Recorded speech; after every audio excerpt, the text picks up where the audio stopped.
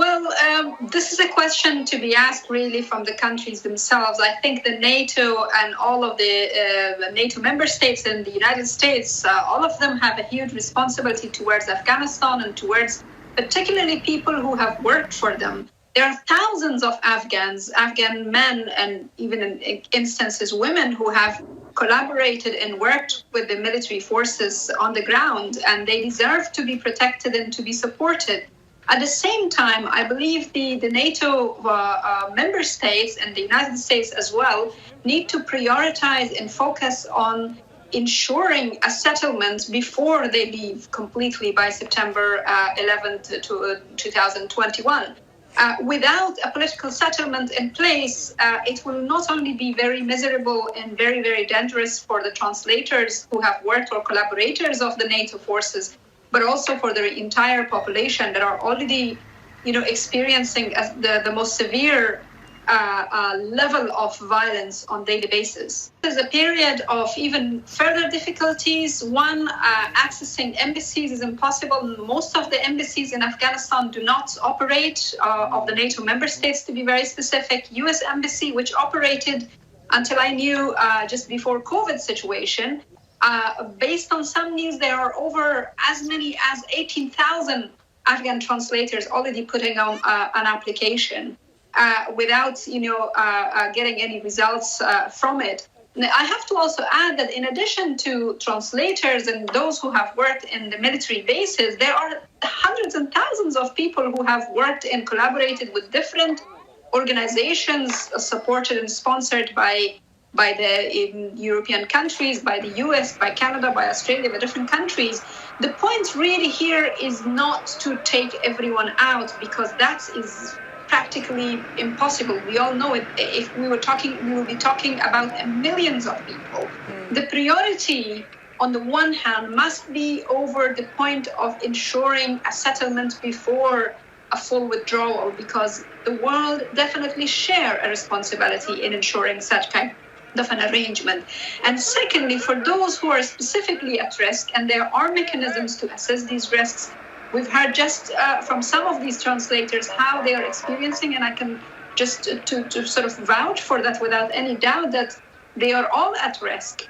Their life is at risk because Afghanistan is a small country, everyone knows everyone, and it's not very difficult to track and trace those who have worked as translators or who have even simply worked as cleaners in these military bases. So they are all a prime target of different armed groups that are particularly affiliated or related to Taliban or other similar groups. 18,000 is a small portion of many, many people. We all know that US had bases at the district level in Afghanistan. So there was one point during the military surge that Afghanistan has as many as 400 districts, formal and informal included. And in most of these districts, there were military bases. And in these military bases, Afghans have worked. So really, the broader and the larger solution is not for every Afghan worked in the bases to get out. It is really to find out a peaceful settlement, a peaceful arrangement in the country that secures everyone's life.